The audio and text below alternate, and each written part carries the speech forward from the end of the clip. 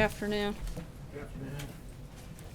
Our thoughts and prayers today are with the victims and survivors in Las Vegas and with the people of Puerto Rico and the U.S. Virgin Islands, where massive storm recovery efforts are ongoing.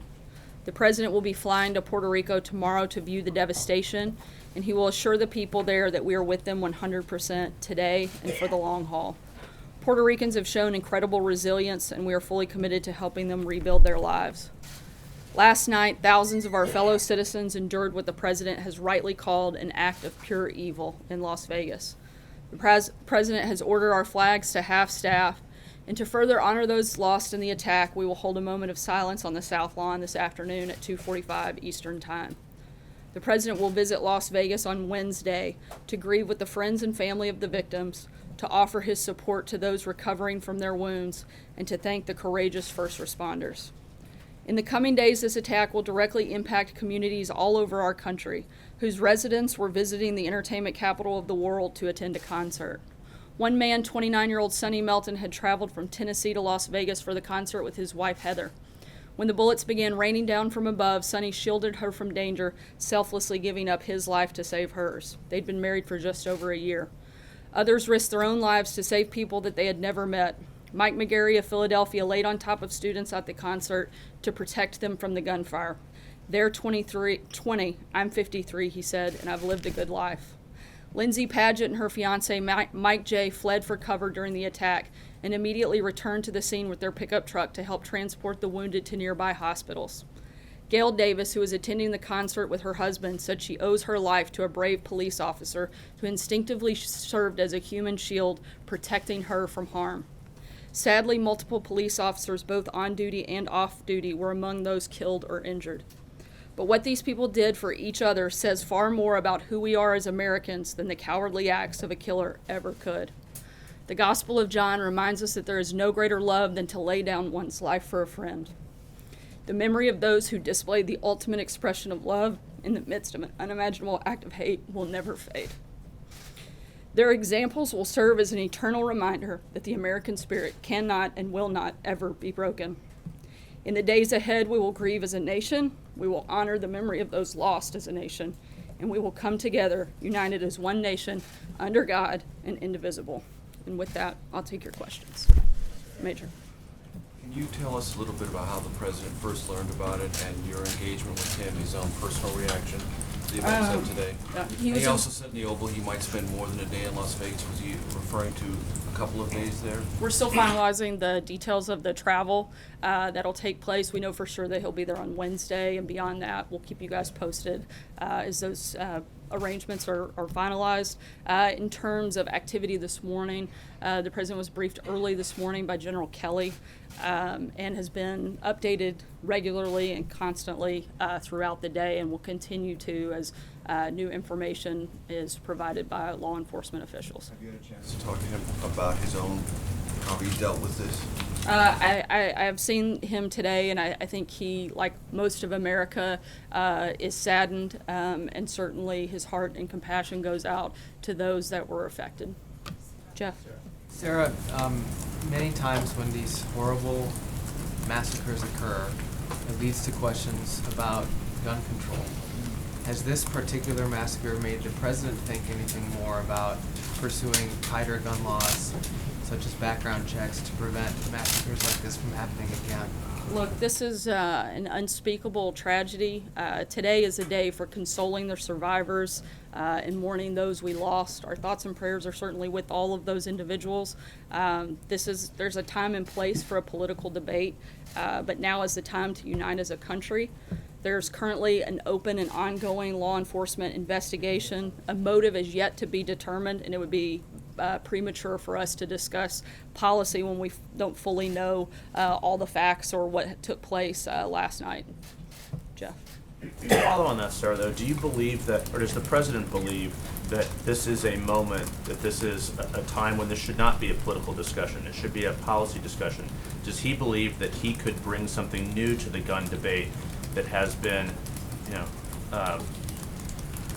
I guess, locked in typical politics for so many years. Yeah, I think today is more, again, like I said, a day of reflection, a day of mourning, a day of gratefulness for those that were saved. And I think that there will be certainly time for that policy discussion to take place, but that's not the place that we're in at this moment. But certainly I think that there's a time for that to happen. If I could follow, before he was elected president in some 15 or 16 years ago, he did have a different view on guns than he had during the campaign. Does he believe that this is something that he could lead a bipartisan effort on at some point?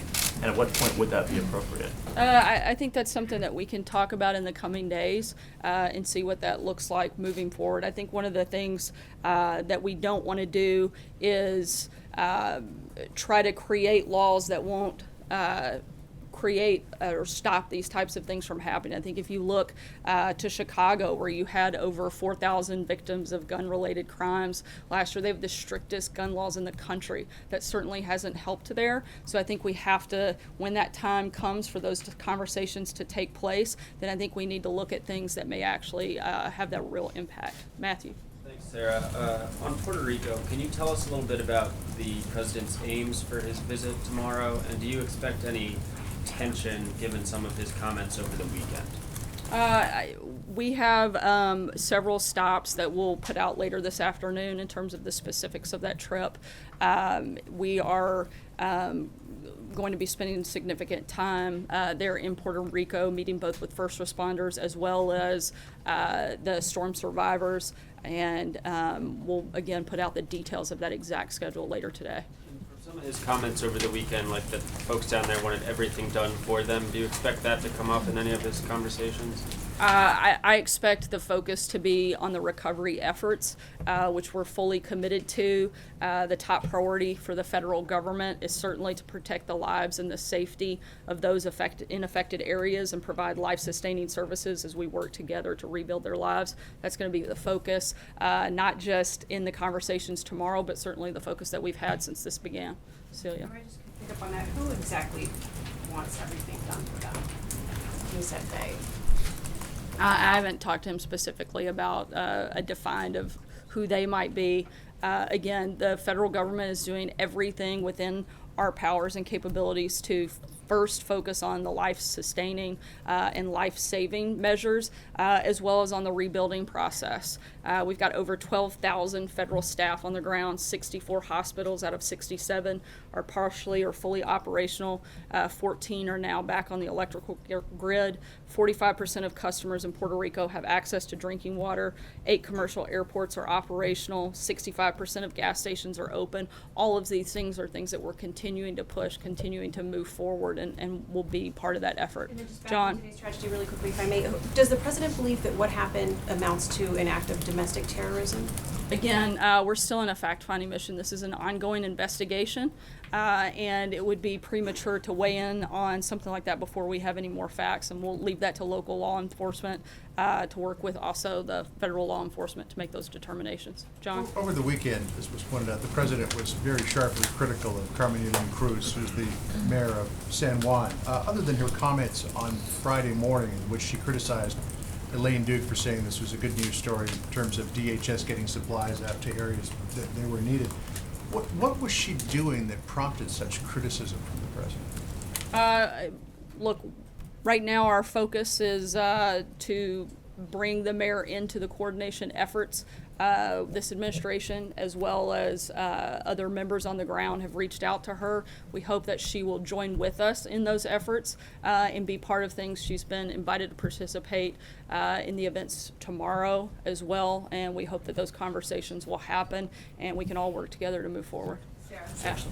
Has Tom Price reimbursed the government yet for his seat on those flights? And if not, is there a specific deadline when you and the president expect him to do so by? I'm not sure on the time frame for that or whether or not it's already taken place, but we'll certainly keep you posted on that. Jordan. Thank you, Sarah. Given what the president said about Secretary of State Tillerson's outreach to North Korea over the weekend, does the president still have confidence in him as Secretary of State? He does, yes. Have you spoken to him since he sent out those tweets? I believe so. I'll have to verify. John? Thanks a lot, Sarah. It's a very sad day in this country, as you mentioned at the top, as the president said in his remarks. He said that when he goes out to Las Vegas, he's going to meet with first responders and, in addition to that, families of the victims that were impacted by this. What's the message to each of those groups when he goes out there?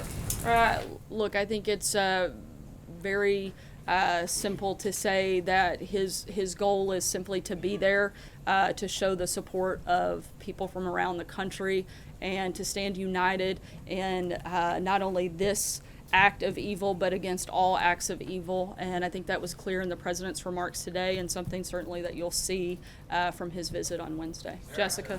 Sarah, thank you. And following up on the tweets about the DPRK over the weekend, the president tweeted, "Save your energy, Rex. We'll do what has to be done."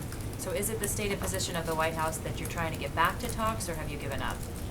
No, this is, we've been clear that now is not the time to talk. The only conversations that have taken place or that would be on bringing back Americans who have been detained, like that with Otto. Those were the type of conversations that this administration was willing to have.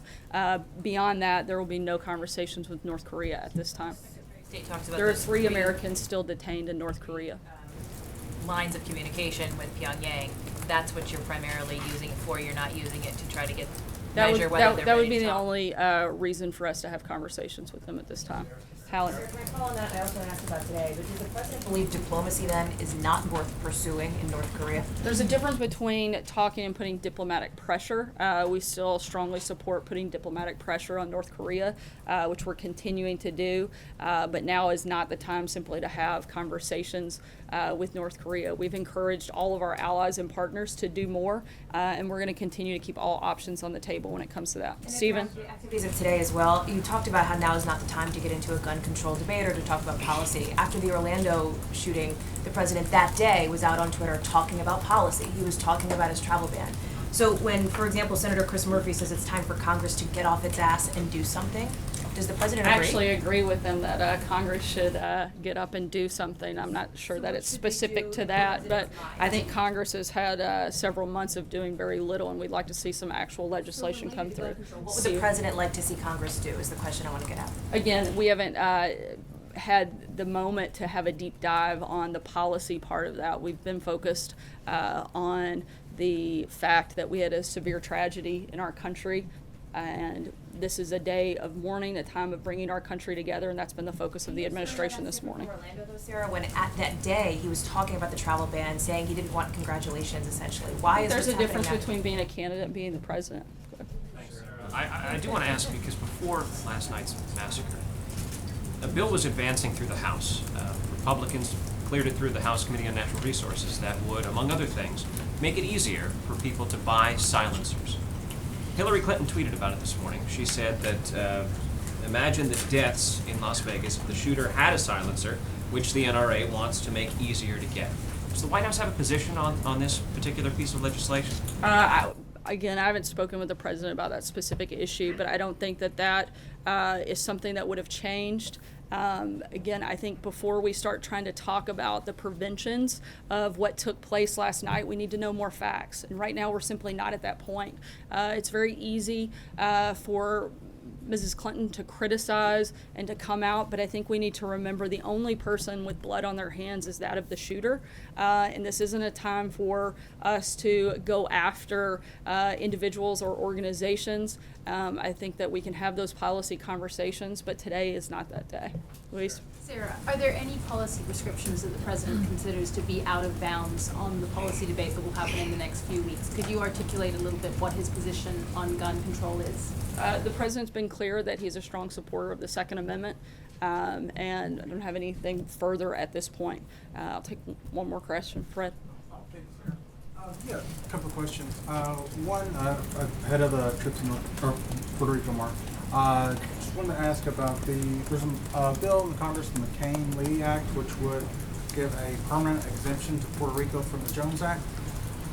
Would the administration consider either a permanent repeal of the Jones Act or at least an exemption permanent for Puerto Rico at some point? I don't think that's something that's necessary at this time. If we deemed that it was, we could have that discussion then, but certainly something that we don't feel like is necessary today.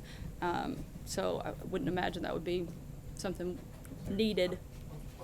Also, on the nomination of Amy Coney Barrett, I'm sorry.